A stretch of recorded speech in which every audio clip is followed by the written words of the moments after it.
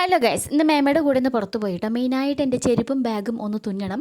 ഒരു 10 അടി നടക്കുമ്പോഴേക്കും ഒരു 15 പ്രാവശ്യം കുമ്പിട്ട് ഞാനത് ഒട്ടിക്കാൻ നിൽക്കണം കേട്ടോ. പുതിയ ചെരുപ്പ് വാങ്ങിയെങ്കിലും ഇത് ഒഴിവാക്കുന്ന ഒരു മടി കേട്ടോ. അപ്പോൾ എല്ലാം കൂടെ കൂട്ടി തുന്നി കഴിഞ്ഞാൽ ഇനി ഒട്ടിക്കേണ്ട കാര്യമില്ലല്ലോ. ഇവിടെ വെച്ച് എൻ്റെ ഫ്രണ്ട് രതുവിനെ കണ്ടേ. അവളായിട്ട് കുറച്ച് നേരം സംസാരിച്ച് നിന്നതിന് ശേഷം ഞങ്ങൾ സൂപ്പർ മാർക്കറ്റിൽ കയറി കുറച്ച് സാധനങ്ങളൊക്കെ വാങ്ങിച്ചു.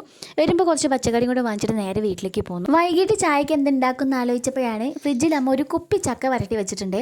അപ്പോൾ അതായിട്ട് ഇലയുടെ ഉണ്ടാക്കാമെന്ന് വിചാരിച്ചു കേട്ടോ. നമ്മൾ ഉണ്ടാക്കാൻ പോകുന്നത് കറുകപ്പട്ടയുടെ ഇലയിലാണ് കേട്ടോ. സഹായത്തിന് ഇവിടെ ഒരാളും കൂടെ ഉണ്ട്.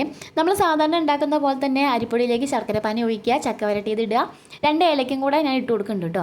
ഇനി നെയ്യിൽ വറുത്തെടുത്ത തേങ്ങയും കൂടെ ഇട്ട് കൊടുത്തിട്ട് നന്നായിട്ട് മിക്സ് ചെയ്യാം. അതിനുശേഷം നമ്മുടെ കടുകപ്പട്ടയുടെ ഇലയിൽ ഓരോ സ്പൂൺ ഒഴിച്ച് കൊടുത്ത് മടക്കി ആവിയിൽ വേവിച്ചെടുക്കുക കേട്ടോ. പിള്ളേരപ്പണിയാണ്, കുറച്ച് ടൈമൊക്കെ എടുക്കും കേട്ടോ. ചെറിയ ഇല ആയ കാരണം നമ്മൾ ഓരോന്നും ഇങ്ങനെ ഒഴിച്ച് മടക്കി ഉണ്ടാക്കി എടുക്കണ്ടേ.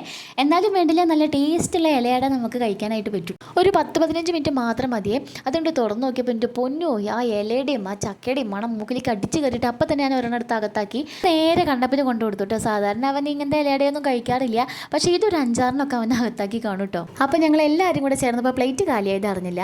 അപ്പോൾ എല്ലാവരും ഒന്ന് ഈ കറുവപ്പട്ട ഇലയിലൊന്ന് ഉണ്ടാക്കി നോക്കണേ, നല്ല ടേസ്റ്റാണ്. ഒരു 10 മിനിറ്റ് കഴിഞ്ഞപ്പോൾ ഇതേ അമ്മൂസ് ഒരു പഴുത്ത ഓമക്കായായിട്ട് വരുന്നു, വീട്ടിലുണ്ടായതാണേ. അപ്പോൾ അതും കൂടെ കഴിച്ചു. ഈ കാണുന്ന കളർ പോലെ തന്നെ കേട്ടോ, നല്ല മധുരമുള്ള അടിപൊളി ഓമക്കായായിരുന്നു. അപ്പോൾ ഇത്രയേ ഉള്ളൂ, അടുത്ത വീഡിയോയിൽ കാണാം. ടാറ്റാ.